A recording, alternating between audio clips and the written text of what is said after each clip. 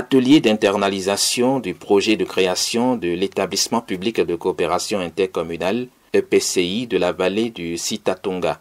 C'était ce mardi 13 août 2024 sous l'égide du Centre régional de recherche et d'éducation pour un développement intégré, Crédit ONG à Zinvier-Kouatoumé, commune d'Abomey-Calavi.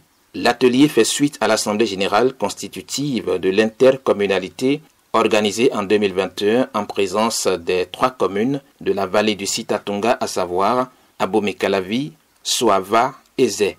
Mais le processus va connaître un coup d'arrêt compte tenu d'un certain nombre de contingences, dont la nouvelle législation relative au code pour l'administration des communes en République du Bénin. Au regard de cette loi, il était question que nous puissions reprendre tout le processus avec une mise à jour des tests qui devraient régir cette communauté de communes qui aujourd'hui, au regard de la loi, est devenue communauté d'agglomération. Parce que, entre-temps, la commune d'Abomey-Calavi, qui fait partie des 3 communes partenaires, a changé de statut. Donc il était question de revoir aussi cette dénomination par rapport à la communauté des communes qui est devenue une communauté d'agglomération. Et par la suite, il fallait que nous puissions, avec les élus locaux, nous entendre sur une feuille de route. Pour une mise à jour et un point d'étape, Crédit ONG a mobilisé une masse critique d'autorités communales, des maires aux secrétaires exécutifs en passant par les chefs d'arrondissement et les présidents de commission. Ils ont marqué leur présence avec des échanges fructueux.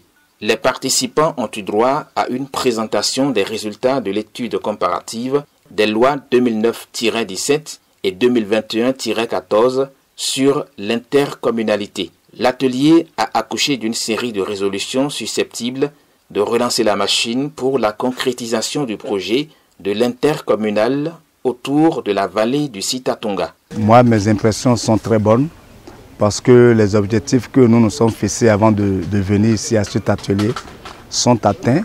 Nous avons pu travailler sur l'agenda qui a été établi. Nous avons préparé notre feuille de route et chaque partie en ce qui le concerne a pu quand même pris des positions, des dispositions pour que nous puissions envoyer certain nombre de documents, certain nombre d'informations au directeur exécutif de Crédit ONG afin de formaliser ce creuset. À la fin de cet atelier-là, nous sommes arrivés à dire que les élus locaux des communes d'Abomey-Calavi et de Soava, les conseillers communaux, sont au même niveau d'information par rapport au processus qui avait été conduit et savent désormais où est-ce que nous allons. Et donc après cet atelier, il est question que les projets de tests qui vont régir l'intercommunalité soient présentés au niveau de chaque conseil communal et que cela soit adopté.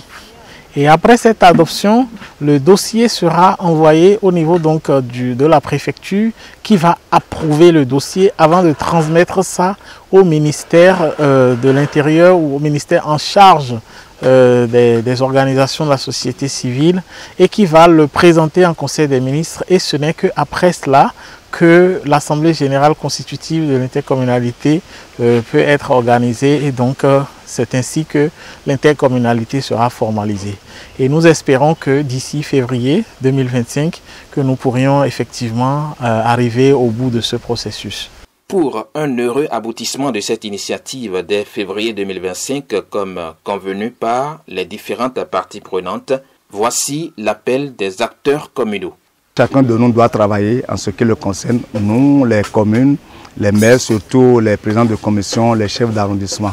Nous avons élaboré une feuille de route et j'invite les uns et les autres à faire en sorte que cette feuille de route-là soit respectée pour qu'on aboutisse le plus tôt possible à la création de cette communauté d'agglomération.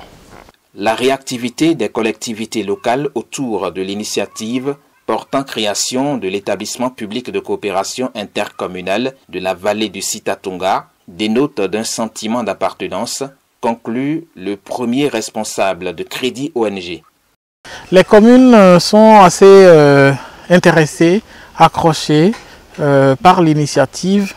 On en témoigne que la mobilisation qu'il y a toujours eu autour de cette initiative-là, je pense que c'est quelque chose qui les intéresse. On voit qu'il y a un sentiment d'appartenance, on voit une certaine fierté d'être partie prenante de cette initiative-là. Les représentants des collectivités locales sont tous convaincus que cette initiative va booster la gestion des ressources naturelles dans la vallée et contribuer par ricochet à la visibilité des communes.